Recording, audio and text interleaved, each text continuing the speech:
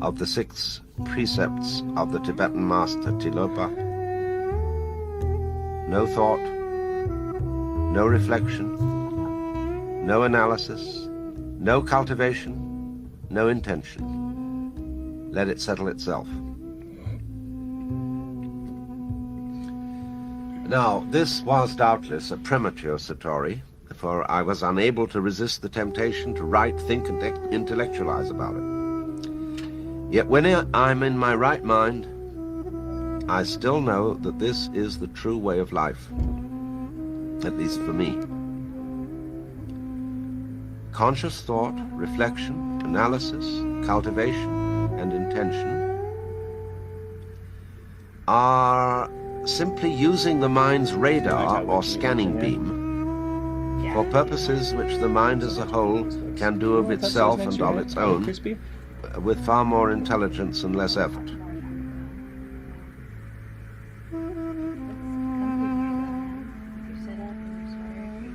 So, from the beginning, I was never interested in being good at Zen in the sense of mastering a traditional discipline, as for example, in studying the piano with Schnabel to the point where my recordings of the Beethoven sonatas would be indistinguishable from his. I had already done that kind of thing. And the point here is not to boast, but to explain the real nature of my interest in Zen. For I had, without any formal teacher, unquestionably mastered the art of public speaking, and in the church had become as expert a liturgist as anyone. What I was after was therefore not so much discipline as understanding. And so far as I was concerned, the formal study of Zen was a kind of busy behavior, to sit hour after hour and day after day with aching legs, to unravel Hakuin's tricky system of dealing with koan, to subsist on tea, pickles, and brown rice, or to master Dogen's ritual style of life was, although as good in its own way as learning to sail, not what I needed to know. What I saw in Zen was an intuitive way of understanding the sense of life by getting rid of silly quests and questions. The archetypal situation was when Hueka asked Bodhidharma how to attain peace of mind. Bodhidharma said, "Bring your mind out and I will pacify it." "But when I look for it," said Hueka, "I can't find it." "In that case," the master concluded, "it's pacified already." Isn't that crazy? It is thus that almost every morning when I first awaken, I have a feeling of total clarity as to the sense of life. A feeling of myself and the universe as a matter of the utmost simplicity. I and that which is are the same. Always have been, always will be. There's simply nothing special to be achieved, realized, or performed.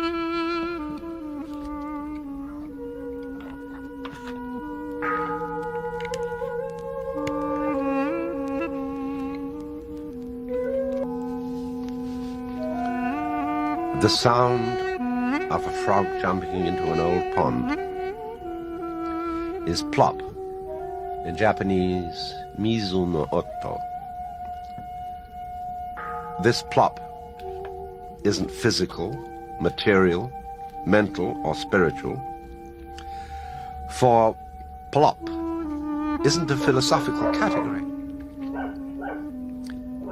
Plop is just plop. This is the simplest thing in the world, but the hardest to explain. If you understand it, you can see that this plop is all of a piece with 1,000 galaxies.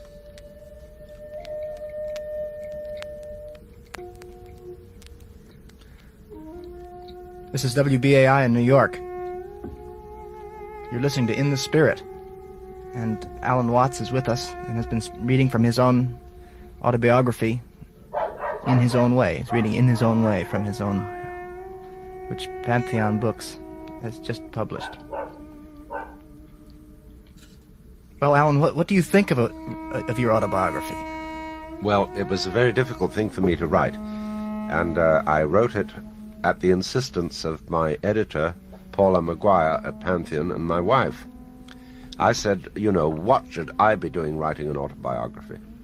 I haven't been a man of adventure. I have achieved no great deeds in life. I have not become extremely wealthy. I have not been an explorer or a great warrior or an adventurer. I've been a rather sedentary character because I was brought up really to be a Brahmin, an intellectual, and so I thought, I can't write a thing like that. But they went on insisting, and so I put myself to it, and it took me 2 years. I wasn't used to writing the narrative style. I was used to writing philosophy, and that's as easy as falling off a log. But writing narrative, I always admired novelists, you see, because of their gift of the portrayal of human character and of telling stories. And I got sucked into it. Slowly, slowly, slowly. It was very hard. Do you consider yourself an intellectual, or yes? So there's nothing terrible about that term in your vocabulary. No, not at all. I think that although some people think that my position is anti-intellectual, they don't understand that to be effective intellectually, you have to interpose thinking with intervals of mental silence when you stop thinking altogether. Because after all, if I don't stop talking, I can't hear what you have to say.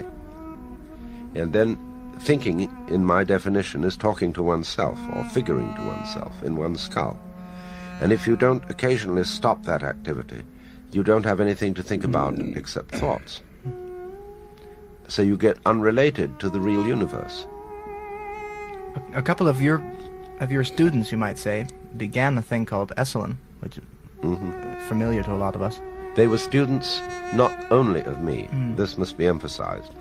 Michael Murphy and Dick Price, who really started Esalen, were also students of Frederick Spiegelberg and Michael of Sri Aurobindo.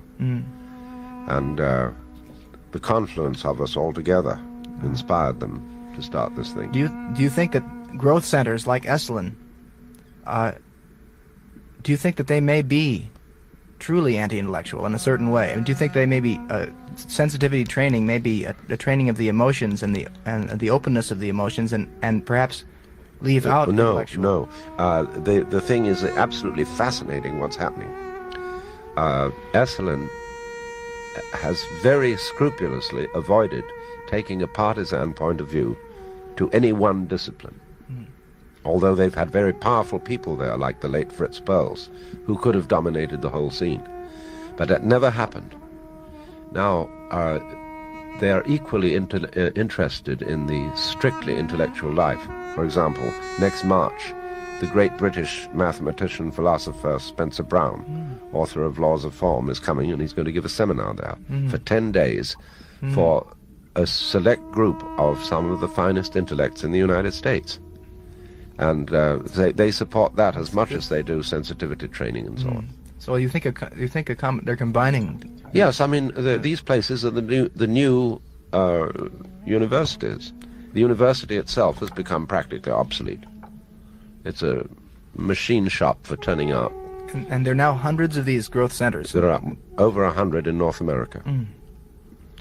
Do you think they'll replace the university, or will there be a place for a straight university? There will be a place for a straight university. There has to be, because people need certain kinds of technical training, which they can only get there. But I hate to say this in a democracy, but the intellectual elite will eventually emerge from the growth centers. Microphone check 1 2 1 2. It's not possible they could combine the two kinds of training. Well, the universities are interested. There's no doubt. I mean, let's not put them down too far. life is not a black and Check white 1 2. situation, Check 1 2. and we have some very Microphone great check 1 2 universities 1 and 2. great Microphone check scholars. 1 2 1 2.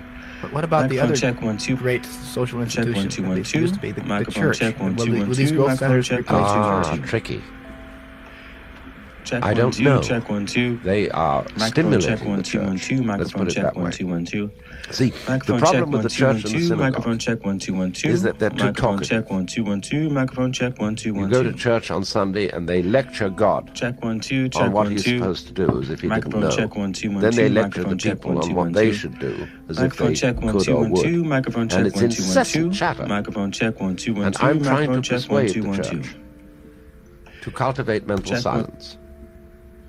And I'm having some success, funnily enough, because the church is desperate. No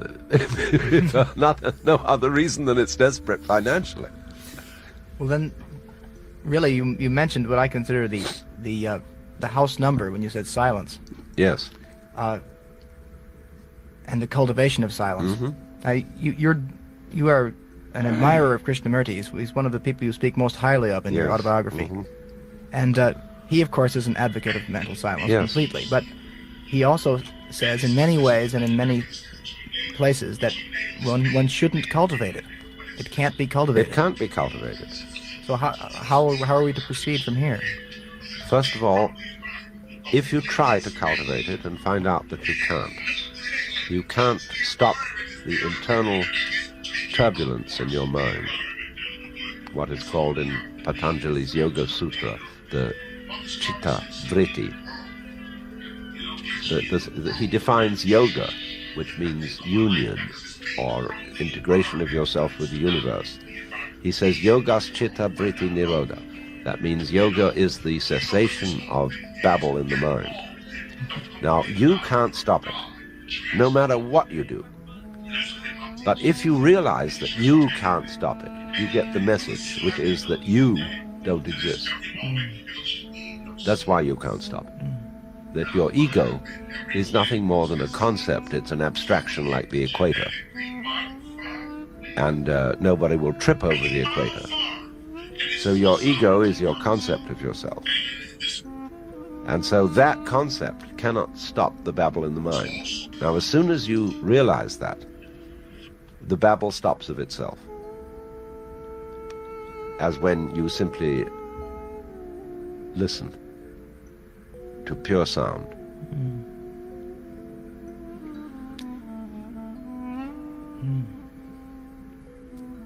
See, that's essentially the method of yoga. It's called mantra. Krishnamurti, of course, wouldn't identify it as Yes, yoga. but he always starts out every talk by saying it is extremely important to listen. Will you please listen?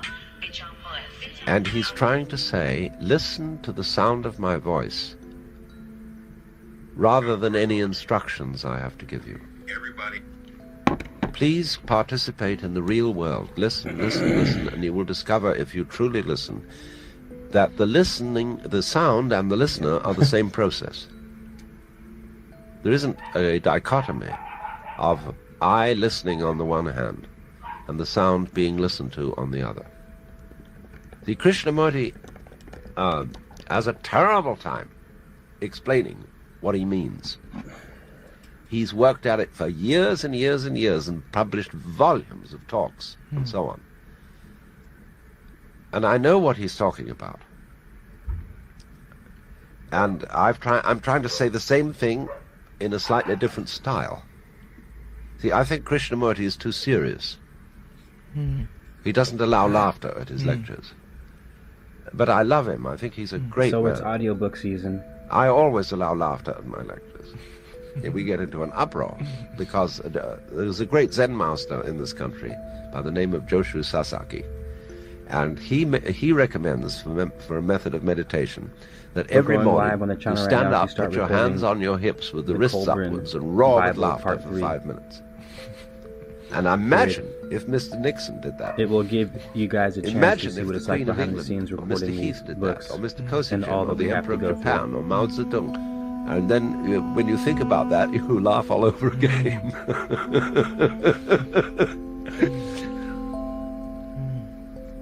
So maybe In the future, you can't these will talk be right available about to directly about silence. You Patreon have to do members things only. like laugh or Right. or Yes, you have to get into non-verbal experience because the real world is non-verbal. But do you still maintain that there's some value in traditional religious forms and practices? I mean, Krishnamurti throws them all out and said, but I sense with you some sort of, whether it's nostalgia or what, some sort of feeling that Yes, I wouldn't throw them out. I would understand them in a slightly different way, though, from the way in which they are generally understood. In other words, when I go to church, I don't expect by attending Mass that I will get some advantage from the power of God, that he will do something special for me, like as a way of saying me an thank you increase in for salary. paying for my teas.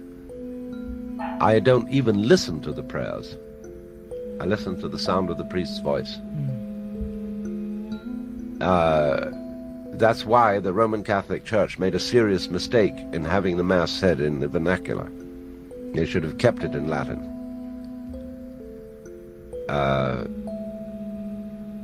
I was brought up in England, as has been indicated.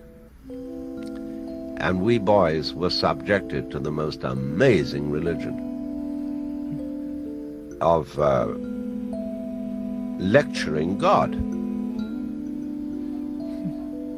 Almighty and most merciful God, King of kings and Lord of lords, the only ruler of princes, who dost from thy throne behold all dwellers upon earth.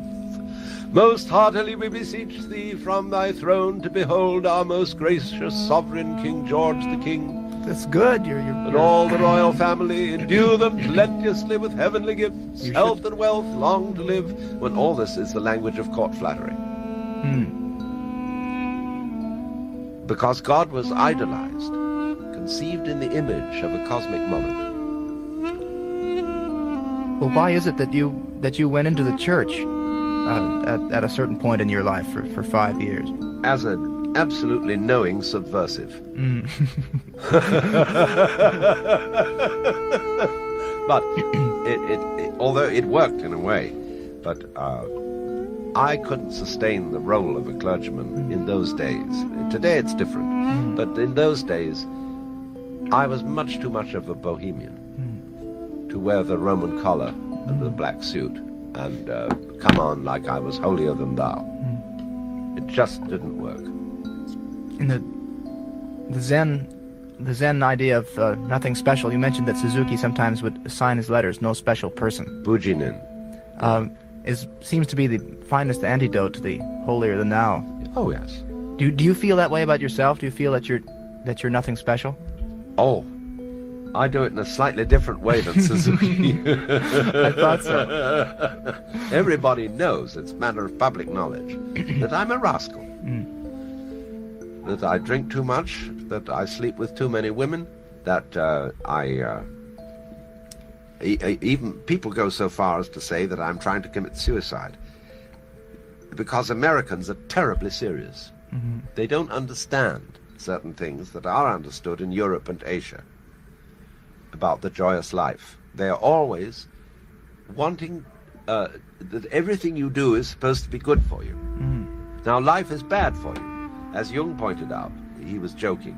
He said life is a disease with a very bad prognosis. It lingers on for years and invariably ends with death. And, everybody, mental health, everybody is after you for your